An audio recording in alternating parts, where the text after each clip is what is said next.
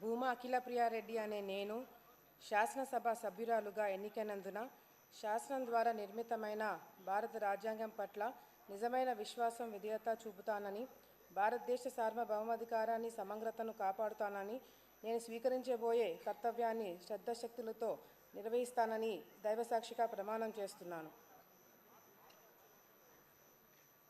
ఆంధ్రప్రదేశ్ శాసనసభ సభ్యురాలునైన భూమా అఖిలప్రియారెడ్డి అనే నేను సభా నియమాలకు కట్టుబడి ఉంటానని, వాటిని అనుసరిస్తానని, సభా మర్యాదలను కాపాడుతానని, సాంప్రదాయాలని గౌరవిస్తానని దైవసాక్షిగా ప్రమాణం చేస్తున్నాను.